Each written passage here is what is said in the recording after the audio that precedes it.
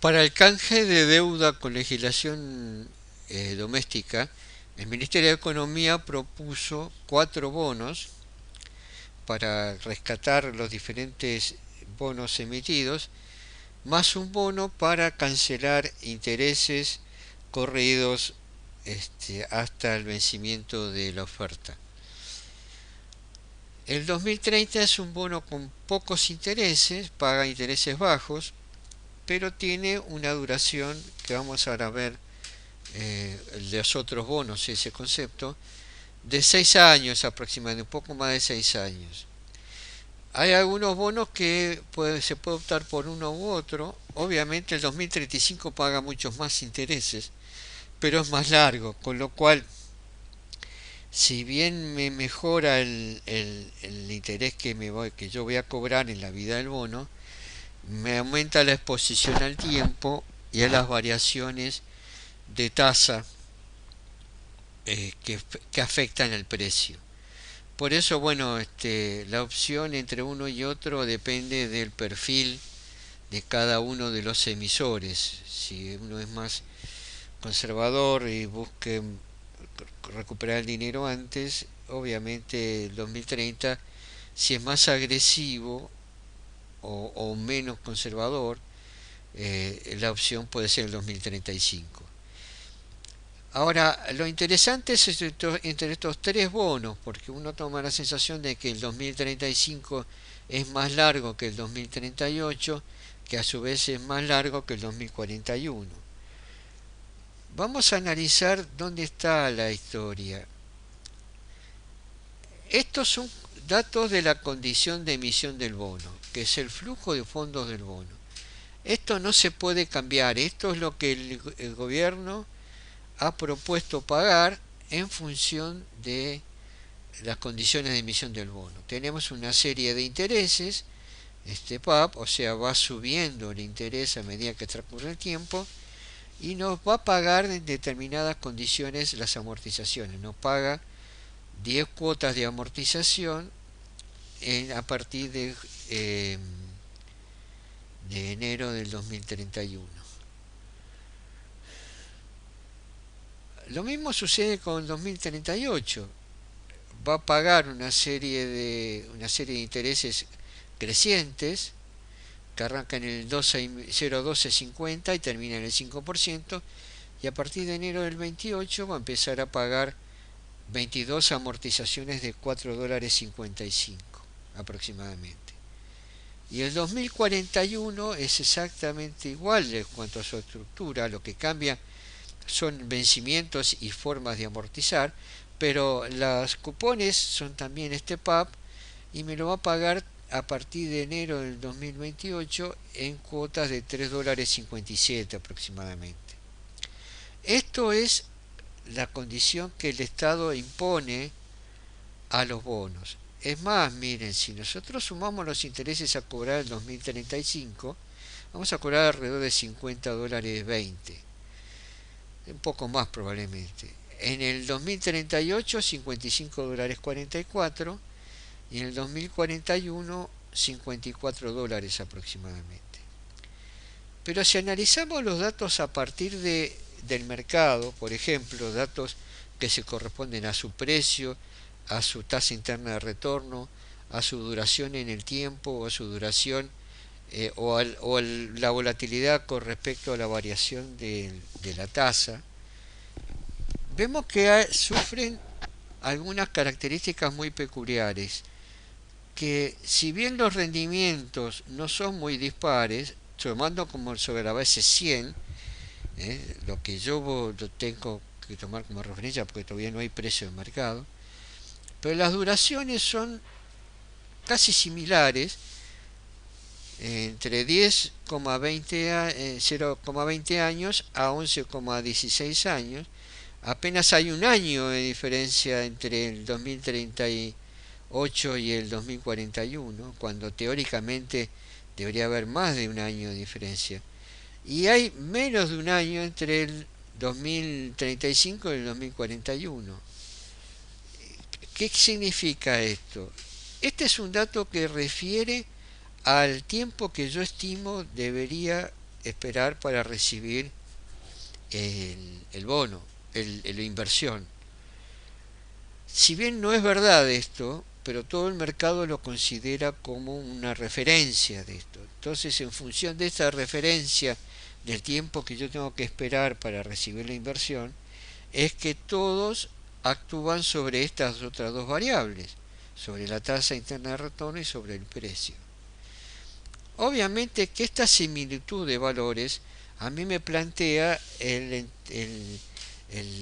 la inquietud de cuál de estos tres es mejor alternativa para invertir. Entonces, para ello yo tengo que poder compararlos.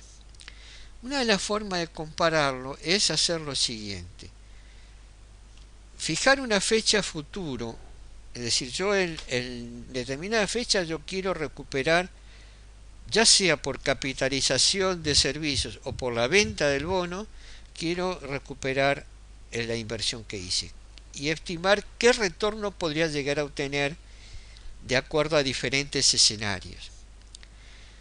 A los servicios que vencen antes de esa fecha, los que cobramos antes de esa fecha, obviamente por una cuestión inclusive de definición de inversión en renta fija, deberíamos reinvertirla a una tasa promedio, que no sabemos cuál es, pero podemos analizar diferentes tasas promedio.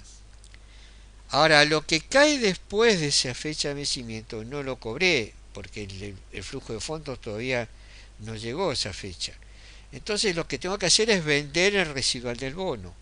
Y el efecto que tengo que hacer sobre esto es el efecto contrario a la capitalización, que es un efecto de actualización. Suponer cuál debería ser el precio o el valor del bono al momento en que yo decida venderlo. Para ello voy a utilizar la misma herramienta que la tasa interna de retorno.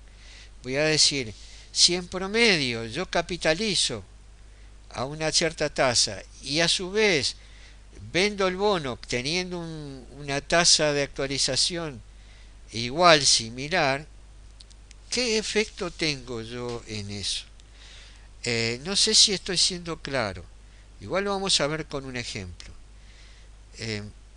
Si yo me fijara como fecha de referencia el, la duración del 2038 y dijera, bueno, yo tomando como 4 de septiembre como la fecha de que iniciarían los bonos, aunque todavía no está muy claro el tema, y sumándole 10,20 años, nos iríamos al 11 de noviembre del 2030. Entonces yo digo, si yo al 11 de noviembre del 2030 todo lo que cobré antes lo capitalicé a esa fecha, o sea que esa fecha yo cobro el 100% de los servicios que cobré antes del 11 de noviembre del 2030.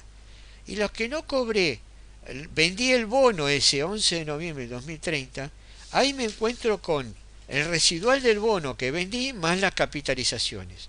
Y lo único que hice fue comprar el bono, con lo cual yo puedo analizar esto como si fuera un retorno de una inversión.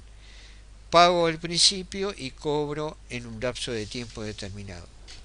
Entonces se me genera, y a su vez digo, si hago este mismo ejercicio, suponiendo que la tasa promedio está entre el 1 y el 19%, ¿qué retornos tendría yo en estas distintas alternativas? Entonces veamos, entre el 1 y el 19%, y tomando como fecha de referencia el 11 de noviembre del 2030, la curva de retornos que vemos acá en rojo es la que me genera el 2038.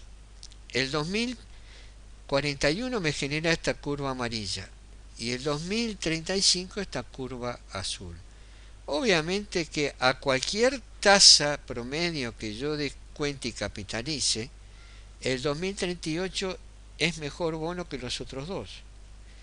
Repito, no tenemos que esperar al último cupón para hacer un análisis de rendimiento o retorno con bono. Simplemente nos tenemos que fijar una fecha en la cual podamos negociar este bono. Pero esto que me está diciendo, que dadas las condiciones estipuladas por el gobierno nacional, El 2038 está en condición hoy más favorable que los otros dos. ¿Esto puede cambiar? Sí, puede cambiar. Si al momento en que se produzca el paso al mercado secundario de estos bonos, el mercado castigara al 2038 y favoreciera al 2035 o 2041.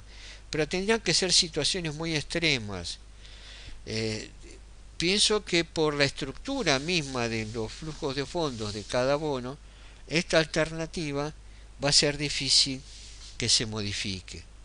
Entonces, esto es producto de qué cosa? De la enmienda que hizo el gobierno para conseguir la aceptación de de los acreedores y de esa manera llegar a tener una solución positiva para esto. Pero vamos a ver el ejemplo, vamos a ver el 2038. Supongamos que yo me fijo una fecha el 11 de noviembre del 2030 y que yo tengo estos flujos de fondos, todos estos servicios para cobrar. Antes del 11 de noviembre del 2030 yo cobré estos servicios, estos que están acá, vamos a ponerlos con color rojo, intenso. Estos yo los cobré. Los que vienen después no los cobré. Todo esto que viene después no lo cobré. Entonces esto va a ser el remanente del bono, es lo que yo voy a vender si vendo el bono. Lo que cobré yo lo capitalicé a una tasa del 3%, o sea, cada uno de estos capitalicé al 3% hasta esta fecha y me generó este flujo de capitalizaciones. En total, en términos generales, hubiera cobrado $74.30. En cambio, lo que no cobré, la vendí suponiendo que el bono rinde un 3%. Entonces eso me genera un precio de $75 por el bono. Por lo tanto, y resumiendo, al 11 de noviembre del 2030 yo cobré $74 aproximadamente porque cobro todas estas capitalizaciones y cobro $75 y algo más producto de que vendo el remanente del bono. O sea que en total cobré $149, casi $150. Puse $100, me genera un retorno con horizonte de tiempo de casi del 4%, considerando que en promedio yo todo esto lo hice con un 3% de tasa de referencia. Entonces, ¿yo qué hago? Yo este mismo ejercicio se lo planteo a la planilla Excel para que me lo calcule entre un 1% y el 19%. Y esto me genera estos retornos que están acá. Si yo miro el 3%, veo que es el retorno que esperaba recibir por el bono. ¿Por qué ocurre esto con este bono? Porque este bono devuelve al 11 de noviembre del 2030 importantes cantidades de amortizaciones, cosa que no lo hace el 2035, que recién lo hubiéramos empezado a cobrar después, y el 2041, que si bien sí está pagando amortizaciones, no en la misma proporción que el 2038. Entonces es importante, me parece, que analicemos esta posibilidad, tomando en cuenta este análisis de tener presente el 2038 al momento de tomar decisiones con el canje de deuda.